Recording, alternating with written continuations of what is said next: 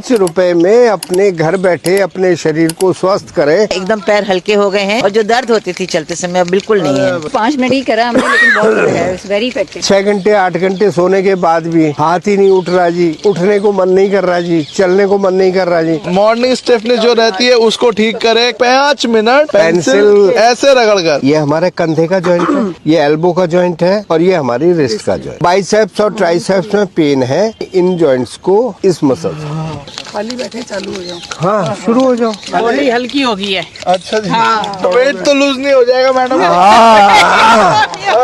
ये आपका कीबोर्ड है, यहाँ टाइप करोगे स्क्रीन पे टाइप हो जाए, तो अगर यहाँ करोगे तो अंदर ऑर्गन ठीक हो जाए। कंधे का दर्द ठीक हो गया मेरा, थोड़ा थोड़ा सा हुआ था आज, तो वो निकल गया। जो लस्सी रड़कते थे हाथ से, तो उनके हाथ के प्रेशर पॉइंट अपने आप दबते थे, तो इसलिए क्लास में ना आने का बहाना नहीं। पेंसिल रगड़ कर अपने स्टिफनेस को दूर करे, शरीर को हल्का बनाए। कंधा दर्द, कमर दर्द, घुटना दर्द, उसको ठीक करे। सिर्फ 5 रुपए की पेंसिल 5 मिनट रगड़ कर 5 तरह के लाभ इस प्रकार 5 तरीके से लिया जाए। हमारी स्पाइन को लेके चलते हैं, तो हम अपनी स्पाइन को ऊपरी हिस्से को, जिसको हम सर्वाइकल एरिया कहते हैं, इसको हम 4 पार्ट में बांटते हैं। पीठ करने की जरा, तो हमारी यहाँ से लेकर टेल बोन तक ये 26 वर्टिब्रा, 7 वर्टिब्रा आपकी गर्दन के अंदर होते हैं, एक के ऊपर एक रखे होते हैं। 12 आपके अपर बैक में होते हैं, यहाँ से यहाँ तक। 5 आपकी लोअर बैक में होते हैं, और एक जो ये पेल्विक एरिया है, इसकी पीछे वाली बोन सैक्रम बोलते हैं इसको, ये भी रीढ़ की हड्डी का पार्ट है। और इसके ठीक नीचे दोनों हिप्स के सेंटर में एनस के ऊपर, जिसको टेल बोन बोलते हैं, कॉक्सिक्स बोन,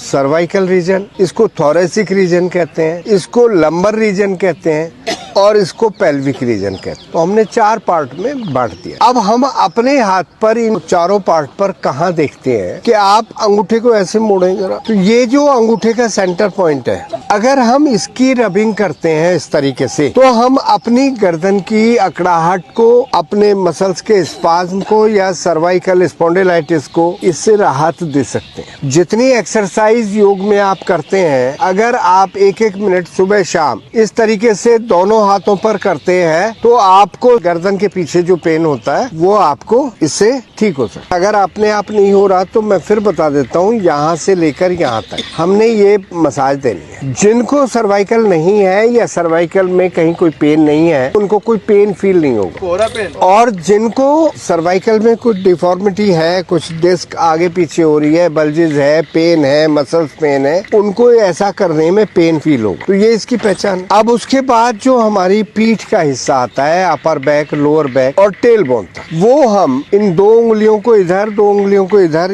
ये जो बीच में लाइन जा रही, ये आपकी रीढ़ की हड्डी को, अपर बैक को, लोअर बैक को ठीक कर सकता है। पीठ में दर्द हो तो यहाँ मसाज देंगे। जब ये मसाज देंगे तो आपको कुछ ही देर में अपनी पीठ में रिलैक्स फील होगा। सीधा खड़े होने में दिक्कत हो रही है तो आप इस तरह की मसाज घर पे बैठे बैठे कर सकते हैं। तो लेफ्ट हैंड में करेंगे तो लेफ्ट हैंड की साइड का, राइट हैंड में करेंगे तो राइट साइड का स्पाइन का, यानी कि एक स्पाइन है, उसकी राइट साइड और लेफ्ट साइड एज भी तो होंगे ना, नर्व तो दोनों साइड निकल रही है। क्लियर हो गया? कई लोगों को शोल्डर में पेन होता है, कंधे में दर्द है, फ्रोजन शोल्डर कह देते हैं। तो ये जो हमारी उंगली है, इसका लास्ट वाला ये हिस्सा, ये हमारी शोल्डर के लिए। अगर कंधे में दर्द है, ऐसे ऐसे, हाँ यस। हाथों में 4 उंगलियां होती, पहली उंगली और लास्ट वाली उंगली हम हाथों को ठीक करने में यूज कर सकते हैं। बीच की दोनों उंगली हम पैरों को ठीक करने में यूज कर सकते हैं। ये 2 हाथ हैं और ये 2 बीच के पैर। तो मान लिया किसी को एंकल में पेन है, बीच वाली उंगली के साइड में पहले जोड़ पर आप मसाज दें। पैर ऐसे ही तो होंगे ना,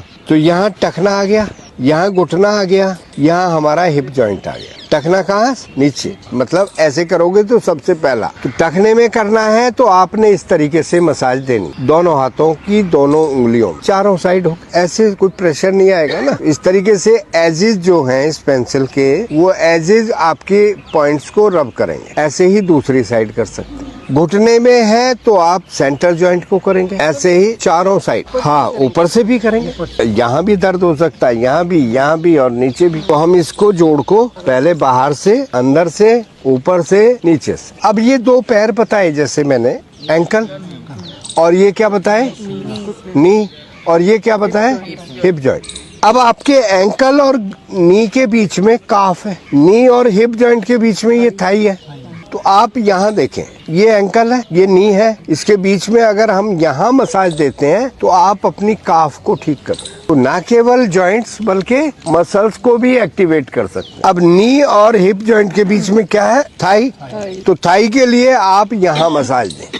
और वैसे तो इस तरह के नेचुरोपैथी के टूल्स आते हैं, उसमें डॉट लगे होते हैं। आप नहीं तो पेंसिल से भी, पेंसिल भी पूरा होता है, तो आप इस तरीके से करते हैं। तो हम ये जो एरिया है हमारा, ये हाथ पैर बता दिए, ये पैर और ये हाथ, अब इसके ऊपर ये हिप बता दिए, इसके ऊपर जो चेस्ट के अंदर, एब्डोमेन के अंदर जो ऑर्गन है वो सब कहाँ? इस हथेली में। तो अगर हम हथेली को इस तरीके से मसाज करते हैं तो ये आपने पूरे एब्डोमेन और चेस्ट के एरिया को, अपने मसल्स को आप केवल पेंसिल के सहारे दिन में एक बार लस्सी बना लेनी है। हाँ, तो यानी कि आपने 1 मिनट रोज ये मसाज देनी है, एक एक पेंसिल बैग में रखनी है। तो एक पेंसिल ने आपकी पूरी बॉडी के प्रेशर पॉइंट बता दिए, आपने कहाँ क्या करना है। थोड़ा सा खड़े होकर चल के देखें। पेंसिल से मसाज करने के बाद उसका इफेक्ट क्या आता है? आपकी जो स्टिफनेस है बॉडी की, कंप्लीट बॉडी की, तो आपने लोअर बैक भी, अपर बैक भी, आपने शोल्डर भी, और आपने जो हथेलियों वाला ये किया था, इससे आपके ऑर्गन भी। तो अगर हमें कहीं भी अकड़ाहट है, हम सुबह सो के उठते हैं तो स्टिफ हुए मिलते हैं, तो केवल बिस्तर पर बैठे बैठे इस तरीके से पेंसिल से इलाज करें। तो फिर क्या करना होगा? हाँ, जनता के साथ मैडी मंच।